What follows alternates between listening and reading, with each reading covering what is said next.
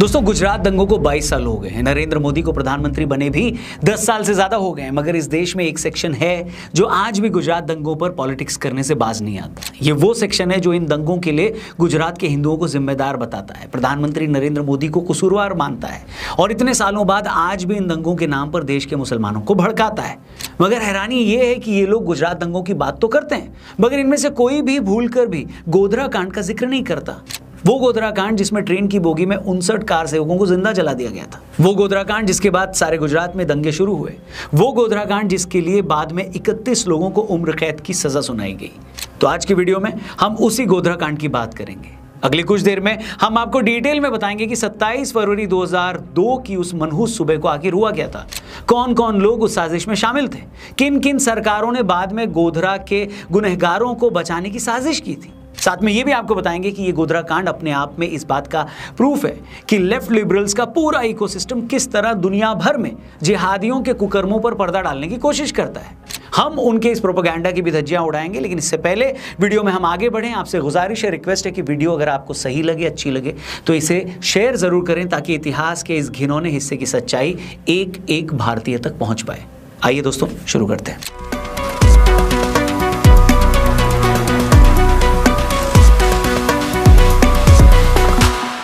तो दोस्तों, ये फरवरी 2002 की बात है। अयोध्या में विवादित ढांचा गिराया जा चुका था। राम मंदिर बनाने को लेकर अब भी संघर्ष जारी था। इसी कड़ी में विश्व हिंदू परिषद ने 22 फरवरी 2002 को अयोध्या में शिला पूजन कार्यक्रम रखा था। इस कार्यक्रम का मकसद यही था कि मंदिर निर्माण को लेकर लोग अपनी आस्था दिखाएं और देश भर से लोग अयोध्या पहुंचकर मंदिर निर्माण के लिए अपना समर्थन दें। इसी कार्यक्रम में शामिल होने के लिए देश भर से हजारों लाखों हिंदू भाई अयोध्या जा रहे थे। ऐसे ही 2000 के आसपास कार सेवकों का जत्था अयोध्या गया। कार्यक्रम में शामिल होने के बाद ये लोग 26 फरवरी को अयोध्या से अहमदाबाद के लिए चले थे। 27 फरवरी की सुबह 7:30 पौने 8 बजे के करीब साबरमती एक्सप्रेस गोधरा प्लेटफॉर्म पर रुकती है। उस वक्त ये गाड़ी अपने तय समय से 3.5 घंटे लेट चल रही थी। गोधरा प्लेटफॉर्म पर कुछ देर रुकने के बाद गाड़ी बमुश्किल थोड़ी देर ही आगे बढ़ी होती है कि कोई चेन खींचकर ट्रेन को रोक देता है। आपको बता दें कि यूं तो उस दिन क्या हुआ इसे लेकर कई तरह की कॉन्स्पिरेसी थियरीज हैं, मगर आपको सीधे तौर पर वही सारा ब्यौरा मैं यहां पर इस वीडियो में दे रहा हूं जिसे बाद में सुप्रीम कोर्ट की तरफ से बनाई गई एसआईटी ने भी ठीक माना और नानावटी आयोग ने भी।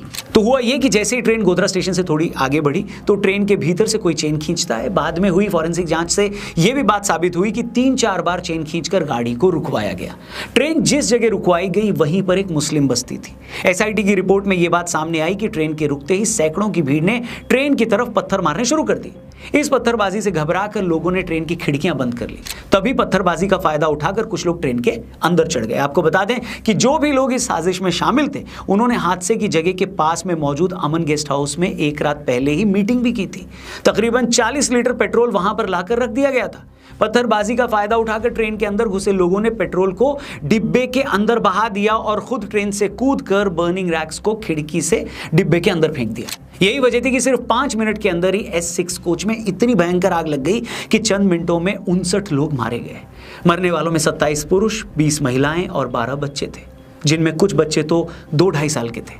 ये वो कार सेवक थे जिन्होंने किसी का कुछ नहीं बिगाड़ा था। ये तो बस अपने सबसे बड़े आराध्य भगवान राम के मंदिर निर्माण के लिए अपना समर्थन देने गए थे। इनकी किसी से कोई लड़ाई नहीं थी। जब कुछ लोग गुजरात दंगों में मारे गए महिलाओं और बच्चों का हवाला देकर पूछते हैं ना कि इनका क्या कसूर था, तो उनसे यह भी पूछ लीजिएगा कि गोधरा की ट्रेन में जिंदा जला दिए गए उन 12 बच्चों का क्या कसूर था। आज की तारीख में एक मॉब लिंचिंग भी हो जाती है तो कुछ लोग सालों साल उस आदमी का नाम ले लेकर सवाल पूछते हैं कि कैसे भारत में धर्म के नाम पर लोगों को मारा जा रहा है, मगर गोधरा में 59 लोगों को जिंदा जला दिया गया और किसी ने कोई सवाल नहीं पूछा। मैं आपसे पूछता हूं, क्या आप में से कोई है जो मुझे उन 59 में से 3 लोगों के नाम भी बता सकता है? 3 छोड़िए, बहुतों को तो एक का नाम भी नहीं पता होगा, क्योंकि उस वक्त मीडिया को ऐसे मैनेज किया गया था कि मीडिया ने उस टाइम गुजरात दंगों की बात तो की, मगर गोधरा में मारे गए लोगों को पूरी तरह ब्लैकआउट कर दिया, जैसे गुजरात दंगा अपने आप बिना किसी वजह से शुरू हो गया।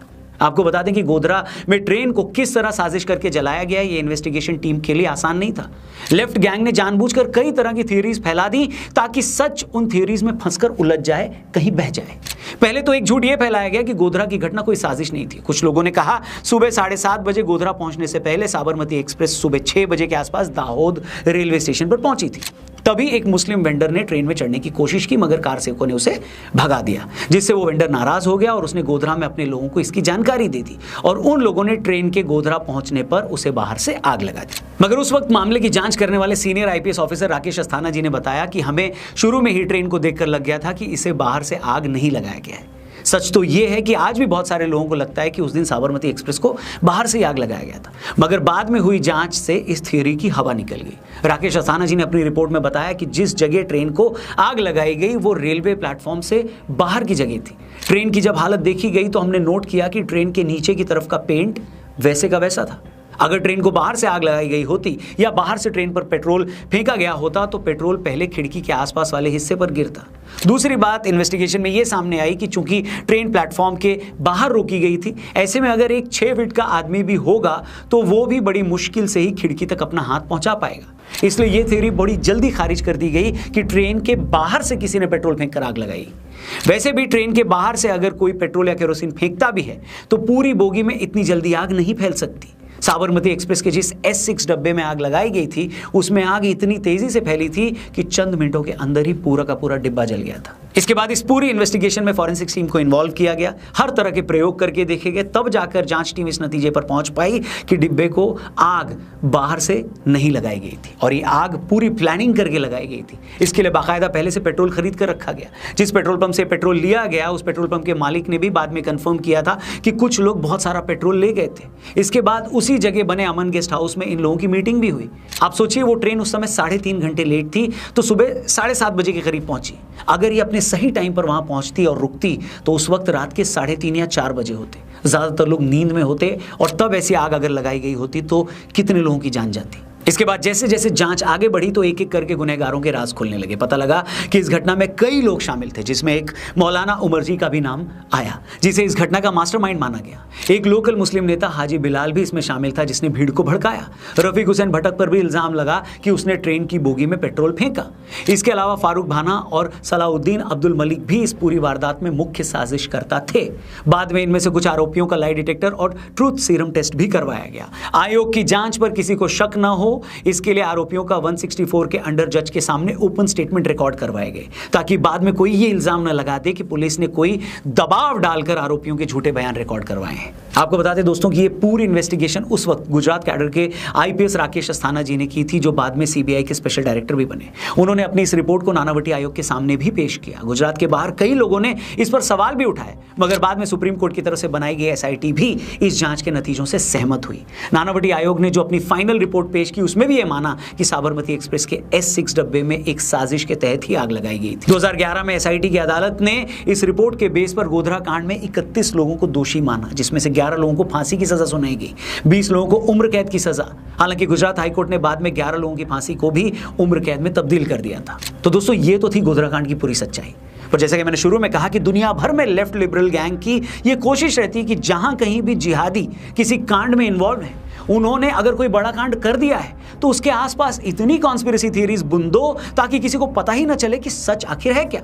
ठीक यही काम 2004 में यूपीए सरकार बनते ही रेल मंत्री लालू यादव ने किया था।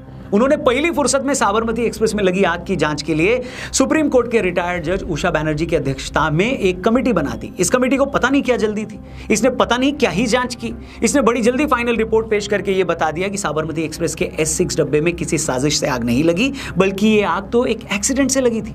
मतलब बनर्जी कमेटी ने तो अपनी रिपोर्ट में यह बात ही खारिज कर दी कि साबरमती एक्सप्रेस के S6 डब्बे में किसी ने आग लगाई भी थी। मगर गुजरात हाईकोर्ट ने इस रिपोर्ट को एक्सेप्ट नहीं किया। बाद में बने और आयोगों में किसी ने भी इस रिपोर्ट को नहीं माना। लेकिन जैसे कि मैंने कहा, कॉन्स्पिरेसी थ्योरीज बनाई ही इसलिए जाती हैं ताकि उन थ्योरीज के बीच में सच को धुंधला किया जा सके। अब अगर सरकार के अंदर ही बैठे लोग फर्जी रिपोर्ट बनाकर ये प्रूव कर देंगे कि ट्रेन में तो आग एक्सीडेंट की वजह से लगी थी, तो इन लोगों का जो वोट बैंक है वो इसी बात को पकड़ लेगा।